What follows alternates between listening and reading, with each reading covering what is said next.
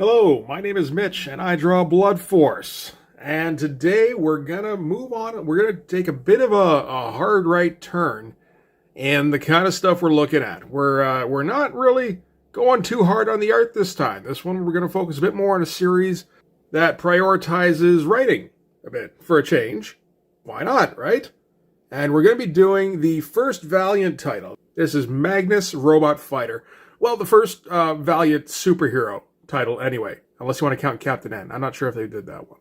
But before we get into it, if you enjoy the channel, if you feel like you might want to support me a bit as an artist, what you can do in the description, there's a link there to my Patreon. And if you subscribe there, that gives you access to the Blood Force pages, the comics, as well as these videos before they make it to YouTube, usually a week or so in advance. Also, if you go over to my Instagram, commissions there are now open. So, might as well do a little bit of backstory first, right? Always a good time. So, let's go back to the mid-'80s.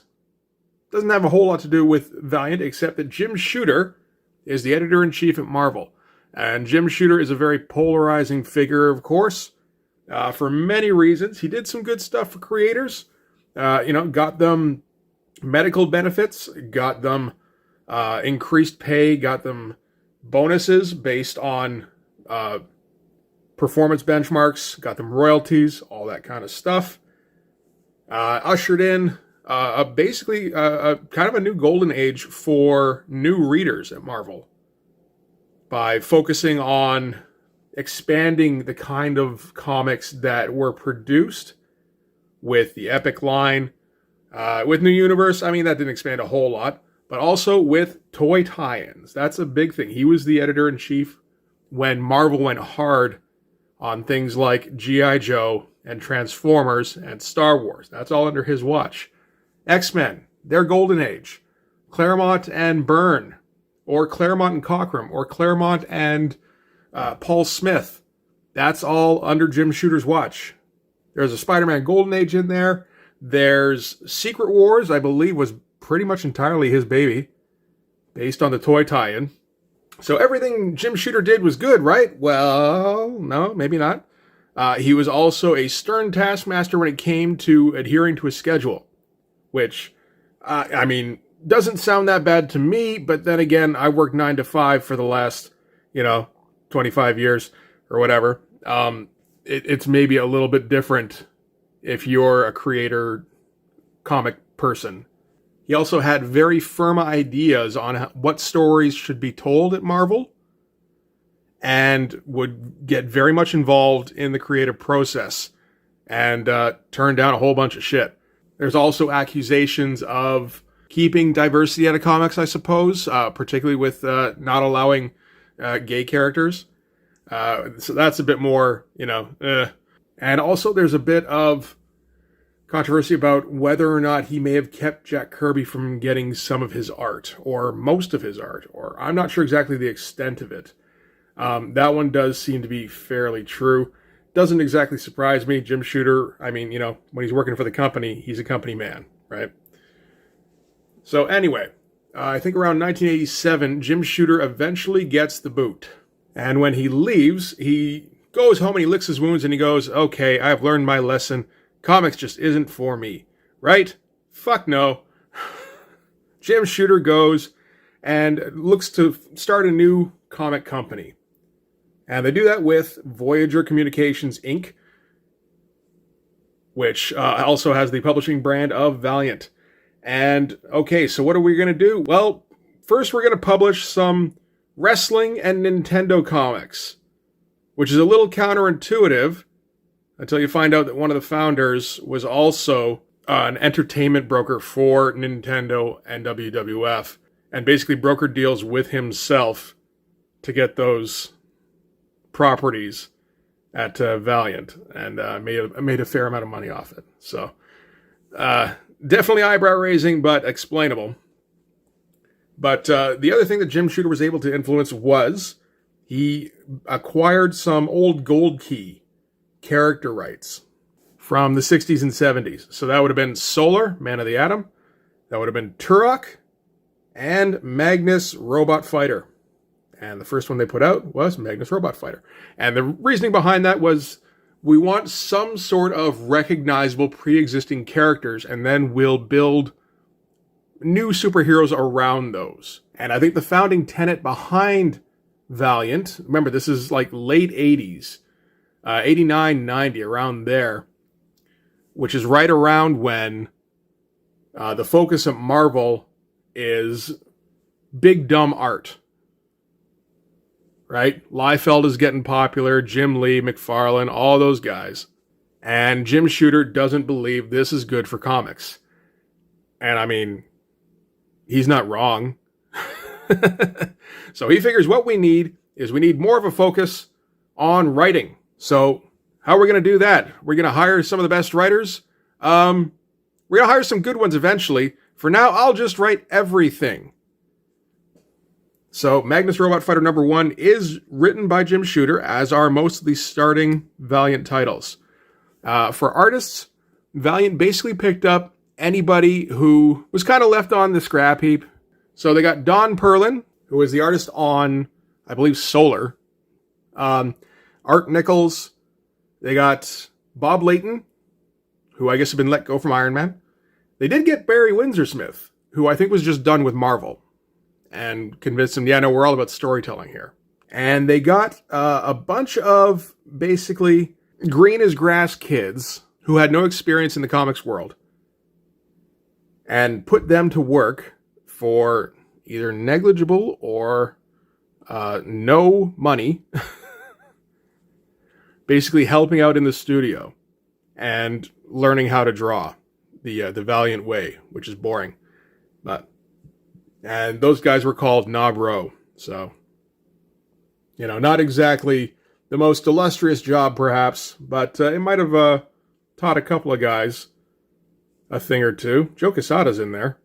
So, let's take a look at their first try at some superheroes. So, starting with Magnus Robot Fighter #1. Not a bad cover, really. A little different from what we're used to. But, I mean, you know, it's a comic called Robot Fighter, and here he is fighting some robots in his tiny skirt. That's the fashion in 40th century North Am. So, going for simplicity, I can dig it. And we're not skimping on any details.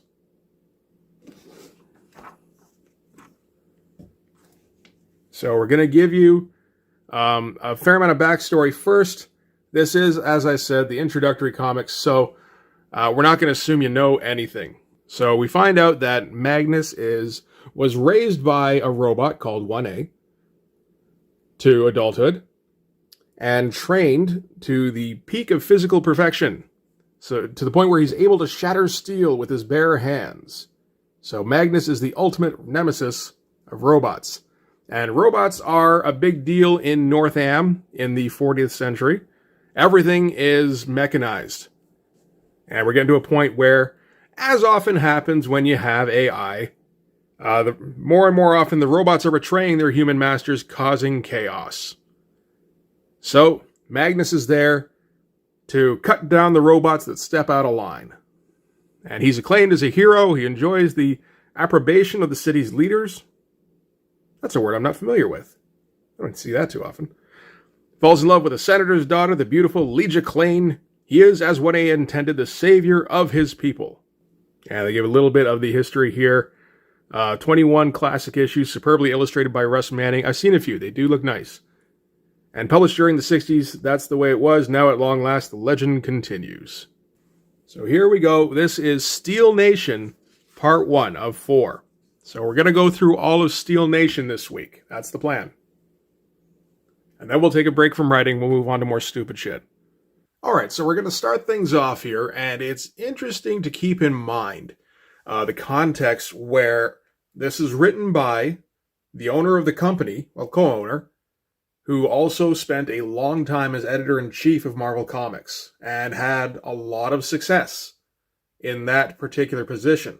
So he's got some very hard and fast rules that he's going to go by for how he thinks a story should be written.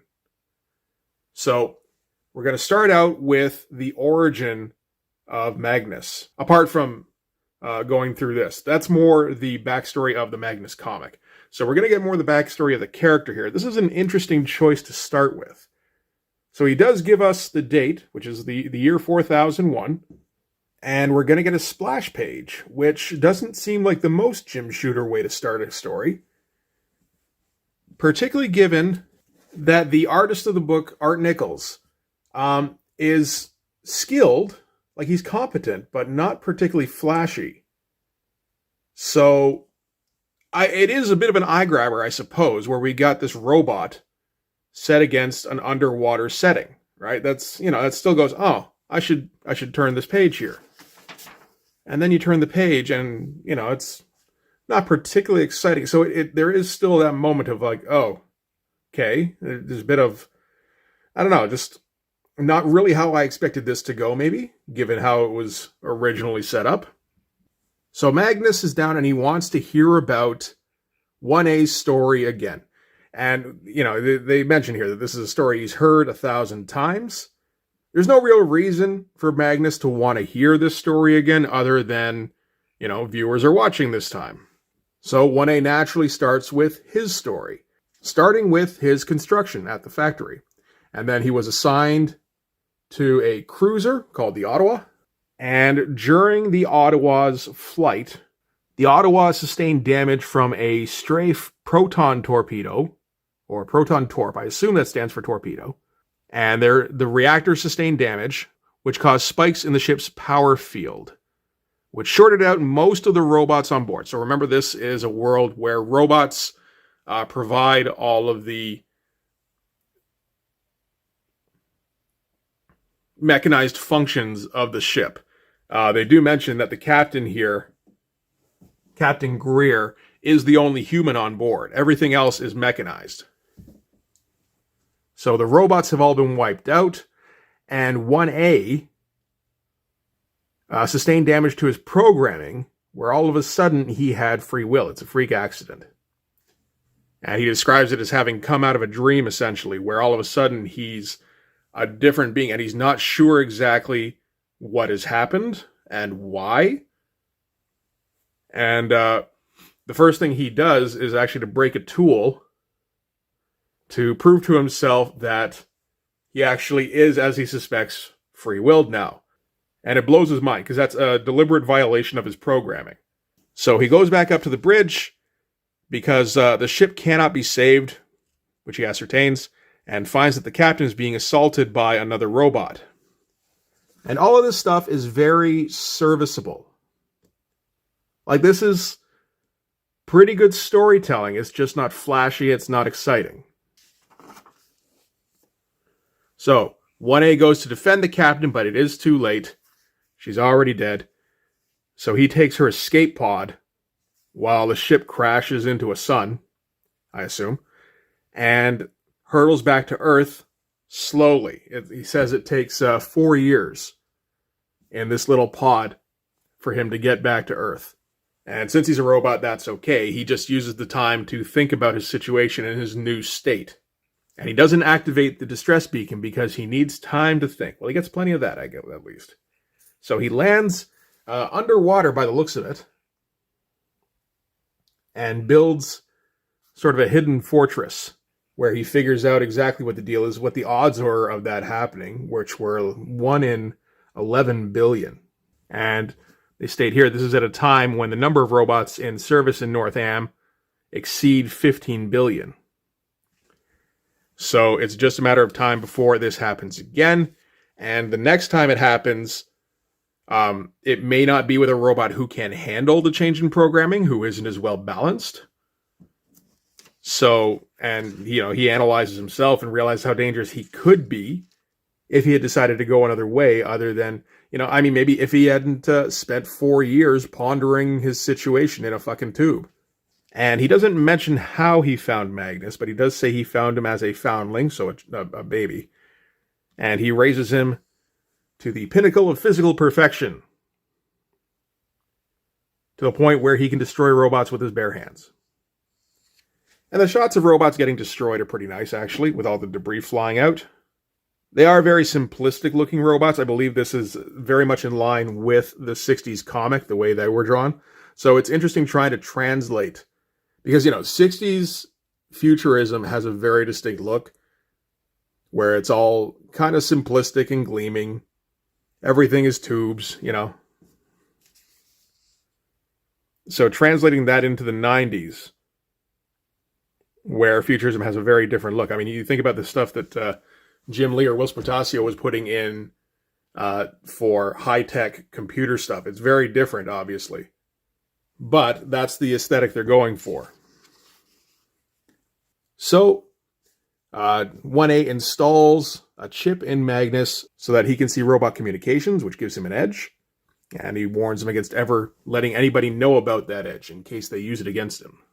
And they go a little bit over Magnus's history, where he soon became the defender of Northam against rogue robots, including T1, which would have been, I guess, in the original series, and does come up again later in the issue. And the big inciting incident in this is that a malfunctioning tech robot has caused a surge in the power broadcast, which has potentially created up to maybe 10 million free will robots, which is, again, potentially a huge threat. So this is now a race which has been previously enslaved and which is going to want its own rights and its own place at the table. Again, very simplistically drawn, just like, this is the story. This is what's happening. They're wandering from room to room. Magnus and 1A are talking. We're not crossing any lines at any point. There's never any confusion about what's going on. And I like the tech in this room. It's a very distinct look, like I said. But there's a nice amount of detail in there. And they pick up on a broadcast from the essentially leader of the Free Will Robs, which is 01X or 01X. And he's sending out a broadcast that only Free Will Robs will be able to translate. The regular Robs will just see it as background static, essentially, as some sort of faulty transmission from the central hub. And the broadcast is saying, you're not alone. We're going to fight for our rights. Stay where you are. Bide your time. Eventually, you will be needed. So, creating moles and splinter cells. So we get this one, butler Rob, who is processing the transmission and can't really function, can't keep up the day-to-day while it's coming in, while he's dealing with this new input and this new way of seeing the world. But luckily, there's another Free Will Rob here who has already gone through this, and he's able to make excuses for him and go, just chill. We're going to have a meeting tonight, and everything will be explained there, which is helpful to us too. Okay, so there's a meeting coming up tonight that will advance the plot. There you go. And Magnus is having problems with kind of processing the fact that he's been trained to kill robots, but if robots have free will, are they not living beings? And 1A says, no, they're not. Including me. I am not alive. You are not a murderer. If you killed me, then, you're just breaking a robot. So he sends him off to go hunt down the Free Will Robs. And Magnus, of course, is the hero of Northam. I've read versions, there's been reboots of this. There's been multiple reboots of this. I read one of them where he's raised in captivity, where in secret. And, he's not used to the idea of being in the future at all. He was raised in more of a simulation. So this was a little different than what I was expecting, where he's a celebrity. And Leisha is his adoring girlfriend, who's also the daughter of a senator. And he's feared by Robs everywhere. Well, Free Will Robs anyway. So Rob is obviously short for robot. So he goes up to the surface, sees Leisha, gets a little embrace, And immediately, one of these free will robs tries to destroy him using his ship here. Good shot of it, too. Again, not really unclear what's going on at all. So if you're invested in the story, which I was, I'll say, then the art being kind of lackluster does matter less. That's the thing. You know, when we go through Image Comics, like, yeah, the art is the star, but, like, it fucking better be, because those stories are fucking junk. You know, so in this case, as long as the art is competent, then you can get by through the story. The only problem with Valiant is that sometimes it isn't even competent. You know, when you get to the point where Knob Row guys are just cranking out pages and they don't really have any way of making things even look that good. You know, like, this looks fairly good. This is house style stuff. And with a pretty good story, then yeah, no, I'm turning pages. I want to see how it goes. And the Rob that attacks Magnus is feeling regret about having started this shit, but now he knows he has to go through with it all the way, or Magnus is just flat out going to kill him. The Rob takes Legia hostage because he knows he can't win the fight. So he says, okay, this is how it does. I will leave her alone if you jump off the building and kill yourself. Swear to God. Magnus launches himself off, kills him instantly, and then they go about their way. And Legia is a little insufferable here, I have to say. She's never really feeling like she's in danger.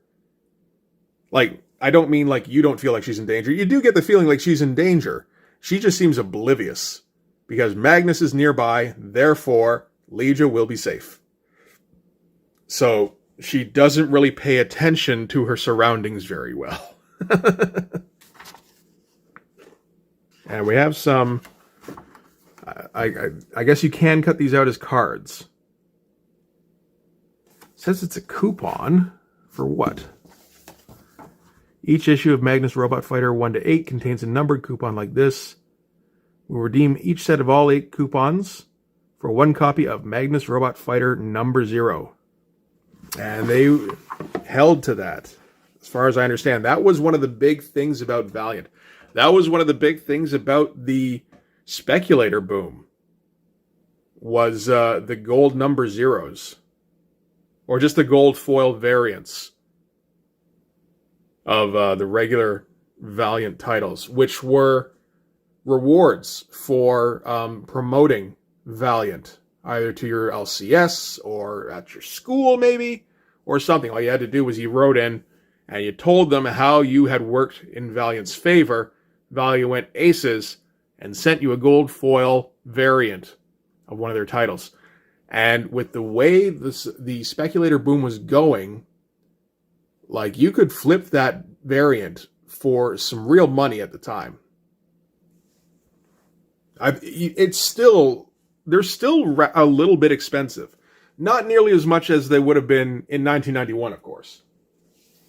And for instance, the Magnus Robot Fighter number 0 still goes for the one I've got here. A decent copy is $65. Why? Because it's rare. It was tough to get. You had to mail in all these coupons. And that was the only way that was going to work. And Jim Shooter was going to make sure you got your number 1 if you mailed in the fucking coupons. This is no Liefeld deal. And yeah, for instance, I was looking at Eternal Warrior number 1. I was able to get a copy of Eternal Warrior number 1, the regular edition, for $250. If I wanted to get a copy of the gold foil version, it would run me about $350 today. And in 91, that probably would have got you a couple grand. So it was a completely viable method of rewarding your readers for promoting the book. So getting back to the issue, the Senate here is discussing the problem of these free will robs, who are a gigantic threat, right? Because, you know, not only are there millions of them, but they also do all the work. Not all of them, you know, like most of the robs are still employed, but you can't tell which is which, right? You can't tell which is under control and which is not until they try to kill you. And the human population is largely like they're lax. You know, they don't have to work, except for the poor. The poor don't have to work, but at least they're probably a bit more physically adept. But for the most part, yeah, it's a pretty weak population and would actually be kind of easy to overthrow if orchestrated correctly. And you got to figure robots are probably going to find a method that is, viable. So the current president believes that they should try to negotiate with the free will Robs. Magnus, at least initially, thinks negotiation is off the table. We have to hunt down these free will Robs and destroy them one by one. Which is a very, if you're the hero of North Am and your deal is destroying robots, that makes sense. That follows. And Liege is all about, when do we start hunting O1X? Well, what do you mean we? It's like, I'm coming with you so I can be in distress. That is literally the only reason for her to go, other than, she's, kind of ditzy. And this sounds like it'll be very exciting. And just, I'll be in peril. And Magnus will save me. And her father, this is Senator Klain, is against negotiating with the robot terrorists. He thinks they need to be wiped out. They need to find a solution through violence, essentially. And public opinion is swaying in Senator Klain's favor and against the current sitting president. They don't want to negotiate with the terrorists. They want the problem to disappear. They don't want change. Because, for the voting population, life is good. Everything gets taken care of for them by their slave robots. And again, we get this kind of... There's a lot of making sure there's enough future stuff in the background.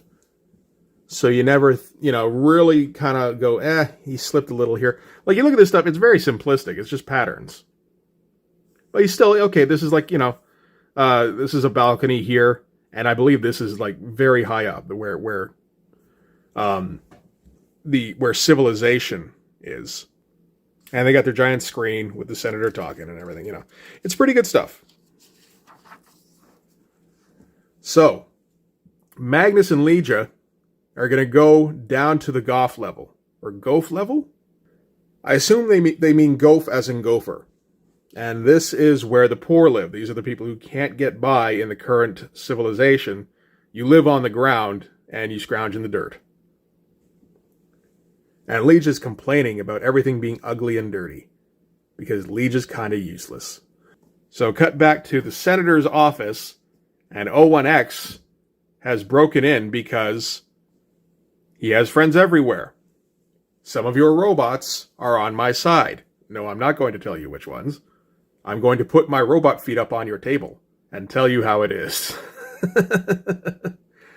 So, O1X wants to negotiate. He wants to talk to Senator Klain because Senator Klain currently is having a huge groundswell in support where O1X predicts if he were to run for president now, people would vote him in. He would win in a landslide. And O1X tries to talk reason to him. He's like, look, we can kill thousands of you regularly. We really don't want to. Because every one of us that gets destroyed is gone. That depletes our ranks. You can keep reproducing, but we're not cranking out new free will Robs. In the meantime, we are going to do horrendous damage to you, though. So, just in the interest of both of us thriving, let's try and work out some peace here. At which point, the senator's robot bodyguards break in. O1X escapes, flies out the window, and is in a bit of a disbelief that Klain won't even listen to him. So, meanwhile, back at the Goff level, I'm going to keep calling them Goffs, I think.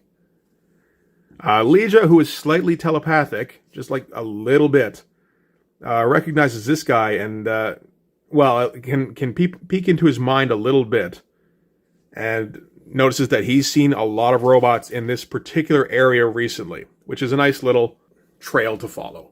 You know, it doesn't feel too... they did establish before the telepathy thing, so it doesn't feel Deus Ex Machina, really. And he saw them go through there. So Magnus is going to post up outside of that opening and wait to see if more Robs go through there, which they do in the thousands. So Magnus is like, this is a bit more of a problem than I originally considered. I'm kind of sorry I got you into this. And she's like, I'm not. I'm in peril. Kiss me. So Magnus wants to hear what exactly, because this is obviously going to turn into sort of a rally, essentially. O1X is rumored to show up, which he does here, and he's going to address all these free will Robs. Magnus wants to hear how that's going to go down. So, the Robs want to hear what exactly the deal is. O1X tells them that they can't get peace, at least not now. And once they start killing, I don't think they're ever going to get peace. So now we got to stand united. And they're like, yeah, tell us about T1. I'm like, wait, what? You all know that shit. Like, no, this is the first issue. Tell us what the deal is with T1.